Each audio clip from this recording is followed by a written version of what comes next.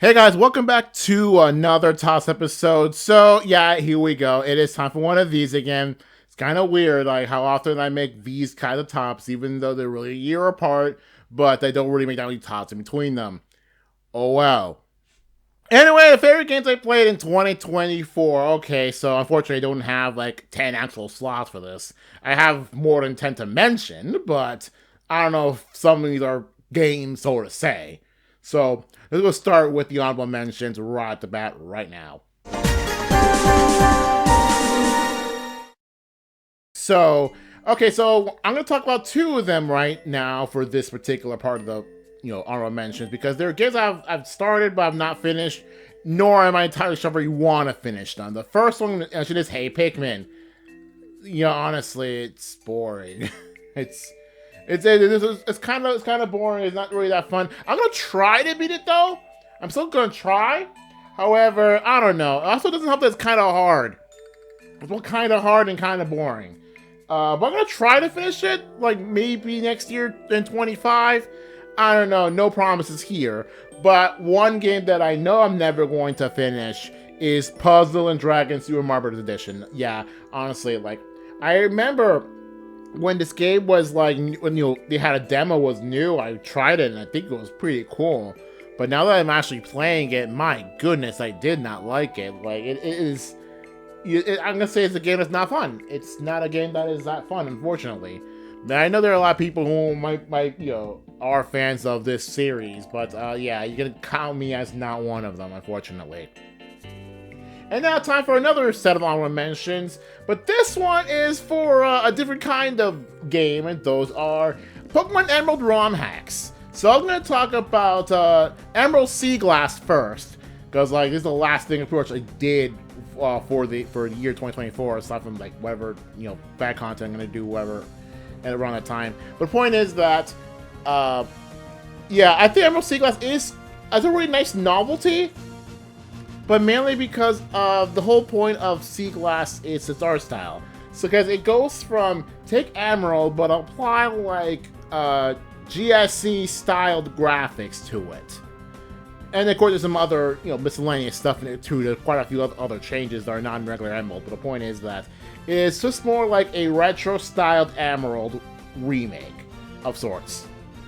I think it's a really nice novelty, but like once you get past the novelty, it's just Emerald again, and I don't know, man. I've already played the one I'm gonna mention next, so I just don't feel like wanting to play, Hoenn again. And now it's time for the other one, that being Too Many Types by Alpharad and his crew.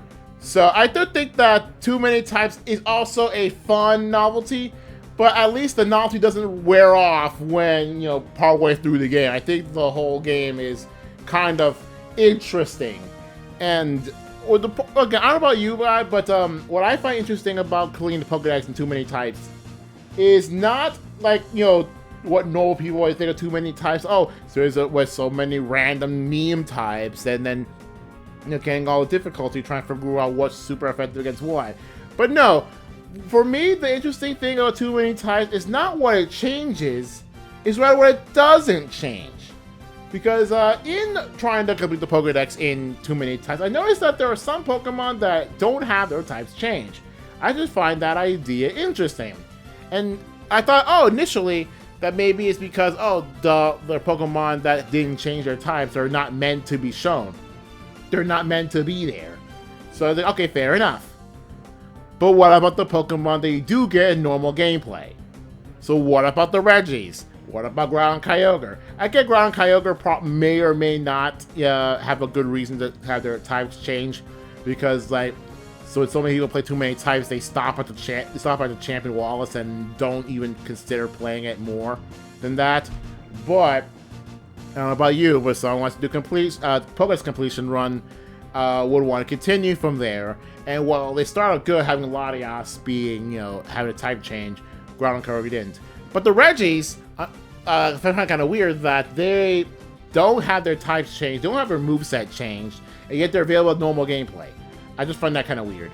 Also, the whole trading thing, that was a nightmare, but they're somehow doable even with Vanilla Emerald, which Sea Glass tried to prevent because you can't even access trading there. But yeah, I just find that very interesting. I find too many types very interesting. Who knows? That'd be kind of cool. I'd probably play too many types if it was a different Pokemon game, if it was Gen 2 or Gen 5. I don't know about Platinum, or maybe Johto. That'd be pretty cool. That too many types in Heart Gold Soul Silver. That'd be cool. But as it is right now, I think too many types is kind of fun. Alright, so now it's time for the actual rankings of 2024. Now, I'm going to say it's right now. You'll probably notice for a good chunk of this list will be on games on the 3DS. And that is because I finally hacked my 3DS 2024. I decided to use that as an opportunity to play some 3DS games from the H shop, which are, getting 3DS games for free while on 3DS while having to go next door on a website and get some ROMs, so Nintendo won't actually have to get rid of them. So, yeah, it's kind of interesting to say the least. So, yeah, regular 3DS Renaissance here. And so also surprisingly in this particular thing, no Switch game is in here. Because, yeah, even though, we're still in the Switch era, yeah, not a single Switch game is in here. So it's either going to be a 3DS game or a game I got on Steam. Or one mobile game. So just letting you right now. And who knows, maybe we're going to see some Switch games next year, like maybe Mario and Luigi or Legends ZA. Who knows? But for right now, this is 3DS, Steam, and mobile entries only. Starting with...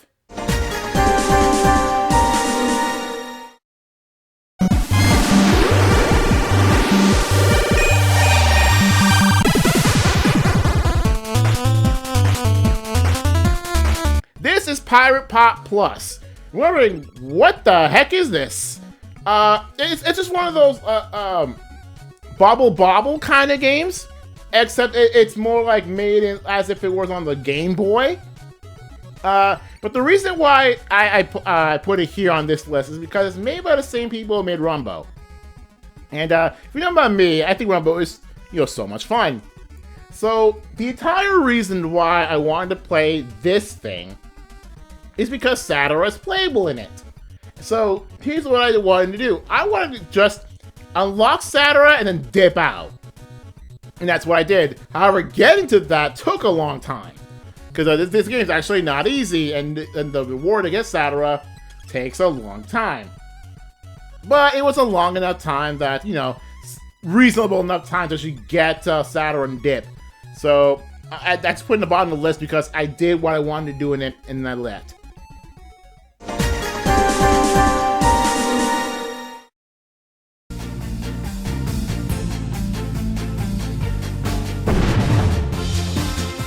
Number 6, Fossil Fighters Frontier.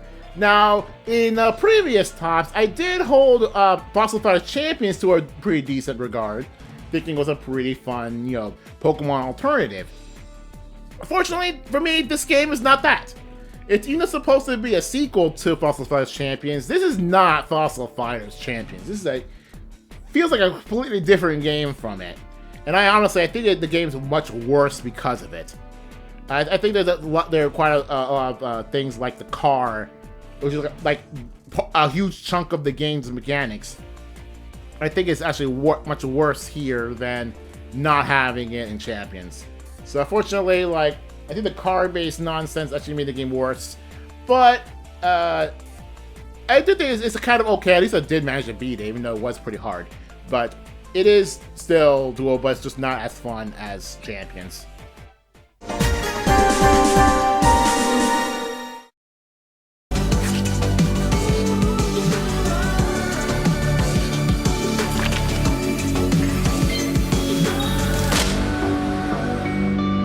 Number 5, Pokemon TCG Pocket. Now, unlike Pirate Pop Plus, I wanted to go in there, do one specific thing, get one specific card, and then dip. Unfortunately, that specific thing is not coming. And that is the Full Art Sabrina. If you know me, Sabrina is my top waifu. And I really want to get the Full Art my top waifu. And guess who doesn't have that? Guess who has 4 or 5 immersive Charizards, but no Sabrina? I even got 2 immersive Mewtwo's and no Sabrina. I even pulled a God pack on the Mythical Island pack, That's my second pull of that pack ever. And then you got full art of Budding Expeditioner and full art blue in the same God pack. No Sabrina. Honestly, like, the thing is, I don't particularly care about playing the actual TCG game. I think the game itself, TCG, is pretty cool, I guess. But honestly, like, if a Digimon TCG game would come out, I would probably play that. However, I would probably not do the same here. Honestly, I don't particularly care about Pokemon beyond the main series games. And like Coliseum XD, but I count them as main series games adjacent. But yeah, it really, I just wanted to come in for Sabrina, get the full art, leave. But since I haven't left yet, that probably means I still haven't got Sabrina yet. I still wanted to get to that yet. Anyway.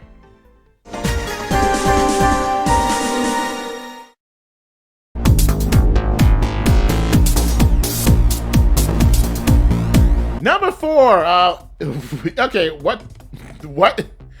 The thing is, like, I could have started playing this game a long time ago. This game's free. However, and I've known a lot about Helltaker, you know, with Helltaker memes, Helltaker fan art. I even have a preferred girl in Helltaker before I even started playing the game. So I decided, you know what? I think now's the time, since I'm probably running out of time to make this list, I think I might as well play a short game. And then I did. And it's number 4, in the middle of the pack here. I think it's pretty cool. I think the songs are pretty cool. The character designs, obviously, the personalities of the characters, even like side lore, even fanfic lore. I think that's pretty cool. I think Helltaker has a pretty decent foundation there. I think it's a really good game. And apparently, not too long ago, the creator of Helltaker released another new game. I'm gonna consider playing that next year. Maybe we can consider playing it now to probably include it onto the 2025 list. Who knows? And I think it's free too, so maybe I'm gonna take a crack at it when I get the time. But for right now, just saying Helltaker is on this list, and it actually does deserve all of the praise it got, all of the fan art it gets, for one reason or another.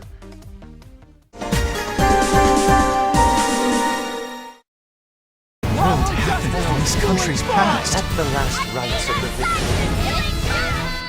The defense will never give in because we lawyers, even in the worst of times, will always show our biggest smiles. Number 3, okay, so I want to talk about Dual Destinies before this. However, I'm going to talk about this first because, well, this is number 3 and Dual Destinies in here too, so you'll know where it is. Anyway, Spirit of Justice. I'm going to say this right now. Compared to Dual Destinies, I don't think this is a better game. I think Dual Destinies is a better game. But yeah, I'll get to it when I get to it. For right now, it's funny because how Spirit of Justice, I might as well just call it like Apollo Justice 2. You can probably make it Apollo Justice. You put Apollo Justice in there as like the main character of all the stories. However, yeah, just make it cool. However, here's the thing. Because the game's called Phoenix Wright Ace Attorney Spirit of Justice, Phoenix has to be in there as, like, you know, still being the main character and all. Honestly, like, I think this Phoenix should have, like, stayed on the sidelines in here and have Apollo just take over. Or even have Apollo and Athena take over. But, man. Like, here's the thing I didn't like about Spirit of Justice. Well, first of all, aside from what's it called? I forget what it's called. The seances. So yeah, one thing I don't like about Spirit Justice are the seances. Like I'm not a fan of those. I know like some people really like it as you know, part of a very complex game mechanic that isn't too easy, but it still makes it justifiable as a game, not some sort of visual novel, which honestly Ace Attorney kind of is. But honestly, like I think that the seances, like I just do not like them. Because they're just like needlessly complicated. Like, yes, like oh, it would make sense to have a cracking your brain kind of mechanic, you know, to think outside the box or something. Kind of the whole point of them. But the thing is, like when the you're having to deal. Oh, gotta pinpoint where like what sentence is doing the thing and what specific part of testimony. Like and then it just feels like the answer feels like kind of random. Like I few times that I realized, oh, it's probably this with this, and I kind of get it. But no, most of the time it just kind of feels kind of random. But anyway, but enough for something I don't like about Spirit of Justice is like how they treat Athena, because like Athena had like half a case in there, a total like half a case, in that. Oh, you took case 4. That's kind of the one time Athena got a thing, but it felt more like a tutorial level more than an actual case. It's literally just one court session, and it feels kind of short. That's it. On that, it feels like a tutorial level, and that is the same case where Gale Tornado is in, and well, you all know about the memes that happen with Gale Tornado or Garu Tornado, but like yeah, with that memes. But at least, like, they got Blackwell in there. Blackwell's freaking cool in this. He's part of the... He literally stole the show in there. Like, as you should. But, like, yeah, this is definitely kind of a weak case. But, I do think that Spirit of Justice is actually still a better game than all the games I've mentioned. Because it's one of those games I really, really want to come back to. Unlike where Helltaker just did it all in one session. And TCG Pocket, I just want to get the one thing and leave. Frontier I didn't want to play again, but I ended up finishing. And Pirate Pop Plus was just something I already, I just did a thing and then leave. It took a while, but I did it. Spirit of Justice is a game I really wanted to continue playing until the end. So I still think it's an enjoyable experience, just like all the other attorneys. But it's just like compared to what we're going to mention soon with Dual Destiny, just not as fun.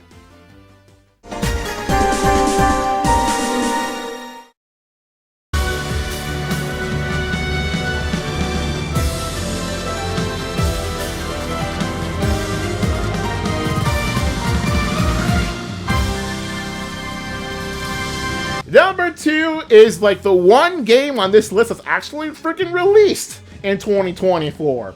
That being Palworld. Honestly, I think Palworld is a very surprising game, like to me. You know, the guy who likes Pokemon, right? Who likes Pokemon and not much else.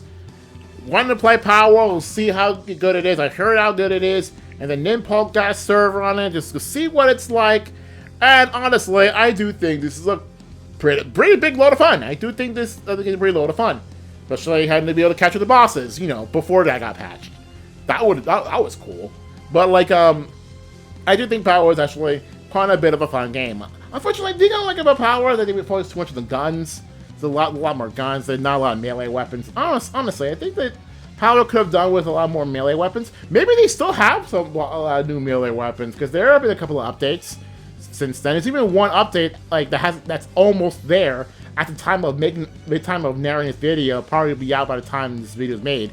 That might include more interesting like melee weapons.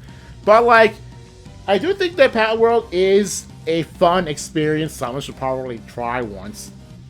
I don't know if they should stay with it forever or like, you know, keep at it. Because I only played it around like a month or so when it released and didn't really touch since. But then again, that's mainly because I wanted to play other things. I wanted to play other different games that I felt like I had too much more priority than Palworld. And plus I don't own a server. And the thing about Palworld I found confusing. Okay, here's the thing. There's something about Palworld I found confusing, and that is that you know how Pokemon, you only get the one save file, right?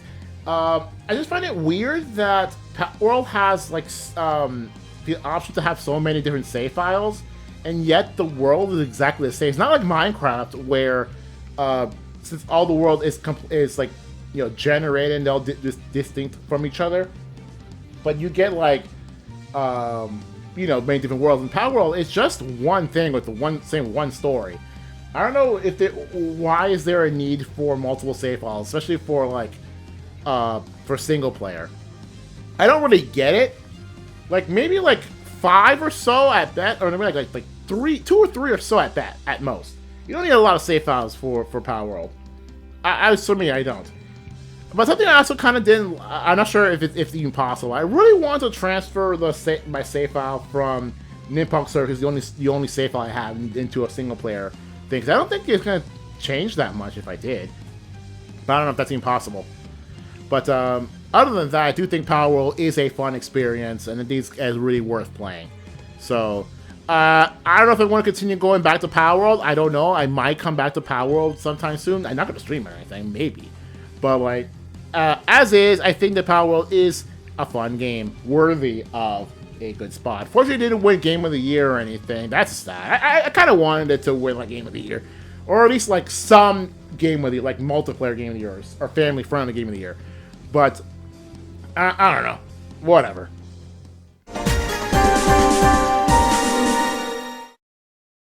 Somebody please, tell me where we should go from here. Her power will be our greatest weapon. I can only say that this is something I must settle on my own. All we can do is believe in our client and fight to the bitter end! And finally, Dual Destinies. I do think that Dual Destinies is a pretty fun game. But something I really like about Dual Destinies that, you know, all Ace Attorneys, like, kind of other Ace Attorneys, is the music. I do think that the pursuit theme of Dual Destinies is probably within top 2 or 3, maybe top 1 of all of the main pursuit themes of Ace Attorney. It might seem like, oh, this is kind of blasphemous. Like, everyone knows that the original pursuit theme from the first Ace Attorney is the best one. But I don't know. I kind of like it. Dual Destinies, arguably about the same, if not more. I think it's a really good one. Adding Athena, I think adding Athena was a good play. Honestly, I think putting Phoenix back was a move. Well, it was a move. I don't think it was the best one. I think it was a move. And making another new character in there was, I don't know, I'm not sure if it was like crowding or something. Because like, unlike Apollo Justice, they didn't make Athena the central character all that much. I think they tried, but the thing is, like, Athena was meant to, you know, Athena didn't do all the cases. She barely had like a case and a half. Like the first case, it was like, well, her having half a case, and then her having her own full case later, but the rest was handled by Phoenix. I know Phoenix is in the title, but I feel like if you're gonna introduce a new main character, like have the main new character do a lot of things. But and then again, it does make a lot of sense why Athena wasn't the main defense attorney in the last case, because she was heavily involved in it. I guess makes sense. But like, I'm just saying, like, she should have at least taken like at least 2.5 cases. I'm just saying. But I like the music in there. I think Athena's mechanic is really fun. I think Athena has a really fun, like the fun, like the Matrix mechanic. That's a good mechanic, honestly. I really like the new mechanic. Yeah, and I think Blackwell's pretty cool. And I think like Blackwell and Spirit of Justice was actually kind of even better, honestly. But like, I do really like all the characters here. Well, not, yeah, sort of all the characters. Even like the surprise twist of the final, like the final bad guy. Oh shoot, I forgot to mention in Spirit of Justice, like, oh my goodness. Okay, well, I'm gonna mention Spirit of Justice now because I forgot about it. But one thing I really love about Spirit of Justice is like the final case. How huge it is, and like how it's basically a 2-parter case, but like a 2-case-parter, I guess. But like, there was a moment in there I was talking to Andres, and then we were talking about, you know, about the particular case, and Andres mentioned something crazy about to happen. I didn't believe him until I realized there's one point where he goes, "Oh crap, this happened. This is happening." So I really do like that for that part of the final case in Spirit of Justice. The final case in Dual Destinies, that was also pretty interesting, and it's definitely like some parts of it that are like way out there. Like everyone in the game figures, no, there's no way that's possible. There is no way Phoenix just thought that, oh, the two rooms were switched around, and then the main killer jumped out in from a moving room into a very tight, you know, like a ladder. We had to go through all that airtime just to make it work, and it just turns out that's actually the case. And I feel like that is so absurd. That really was absurd, and everyone in there was like asking questions, how stupid can Phoenix get in there? It's ridiculous. But like, it just feel like there's so many interesting things that happened in Dual Destinies that I definitely do like a lot more Spirit Justice, and I do think that Dual Destinies is, well, considering the rest of the list, worth the #1 slot. Even though Power World was the fresh new face compared to everything else, Dual Destinies for me was so much more fun. I really wanted to play through the end, and so I did. So that's much it for the list. There isn't really much to talk about here. I don't know about 2025. It's going to be even better. I do have quite a lot of games I haven't started yet. I still haven't started Advanced Wars yet. I think I didn't start Advanced because I really wanted to start next year. But who knows if I'm going to start doing that. I don't even know. Anyway, that is it. See you guys later for 2025.